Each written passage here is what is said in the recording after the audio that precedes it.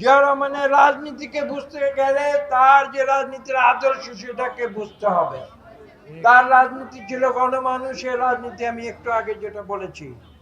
কাজেই আজকে আমরা রাজপথে আজকে এই কর্মসূচি করছি, কেন করছি, এর যে অন্তর্নিহিত সত্য সেই কথাগুলো কিন্তু আজকে বাংলাদেশের মানুষকে নতুন করে বলতে হবে। যদি সেটা আমরা না করি তাহলে আমরা শহীদ প্রেসিডেন্ট জিয়াউর রহমানের প্রতি সঠিক বিচার করব। এখন যে কোনো ব্র্যান্ডের পুরাতন এসি বদলে নতুন ওয়ালটন এসিতে উপভোগ করুন 25% ছাড়। আপনারা জানেন জিয়াউর রহমান ক্ষমতার জন্য রাজনীতি করে নাই। দেশ নেত্রী বেগম খালেদা জিয়া ক্ষমতার জন্য রাজনীতি করেন নাই। তিনি, আপনারা জানেন, 1996 সালে আমাদের পল্টন অফিসের সামনে রাজপথে মিটিং করে তিনি সেদিন প্রধানমন্ত্রী ছিলেন।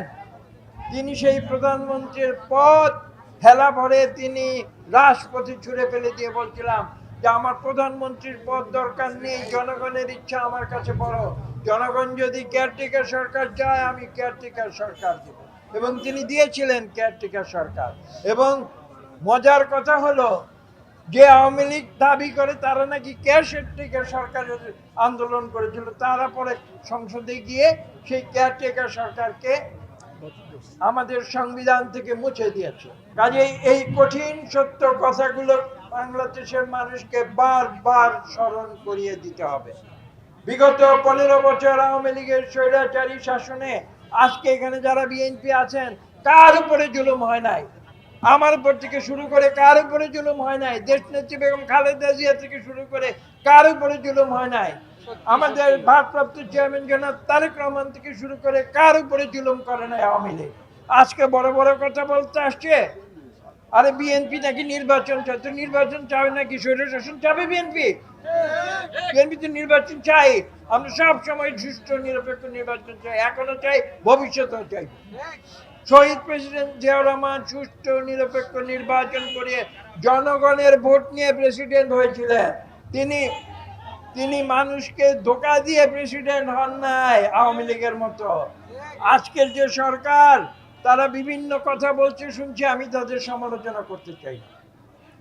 আমি একটি কথা শুধু তাদের স্মরণ করিয়ে দিতে চাই, আপনারা নির্বাচনকে তো ভয় পাচ্ছেন কেন?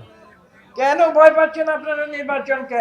আপনারা জানেন যে জনগণ আপনাদের পছন্দ করে না, সুষ্ঠু নিরপেক্ষ নির্বাচন হলে আপনারা আর থাকতে পারবেন না, সেই ভয় পাচ্ছেন? এটা খোলাখুলি বলেন না কেন? বিএনপি বাংলাদেশের মানুষের উপরে আস্থা রাখে। বিএনপির সৃষ্টি থেকে জনমানুষের ইচ্ছার প্রতিধ্বনি করেছে বিএনপি। আজকেও আমরা জনগণের সঙ্গে আছি। জনগণ যদি আমাদের ভোট দেয় ইনশাআল্লাহ আমরা এই দেশকে সঠিকভাবে আমরা পরিচালিত করব। আমরা এই দেশে সংস্কার করব। দেখি আমাদের চেয়ে বেশি সংস্কার কে করতে পারে। আজকে যারা সংস্কারের বুলি আওড়াচ্ছে তারা বাংলাদেশের সংস্কারের বুঝে কি? আমি সেই প্রশ্ন করতে চাই। কাজে আজকে আপনাদের মনে রাখতে হবে যে জনগণ সকল শক্তির উৎস, যে কথা শহীদ প্রেসিডেন্ট জিয়াউর রহমান বলে গিয়েছিলেন। আজকে তার শাহাদত বার্ষিকীতে আমরা সেই কথা স্মরণ করে আমরা মানুষের সেবায় আমরা আত্মদান, আমাদের জীবন এবং রাজনীতি জনগণের সেবায় আমরা আত্মদান করে যাব। আসুন আজকে এই শাহাদত বার্ষিকীতে আমরা সেই শপথ গ্রহণ করি।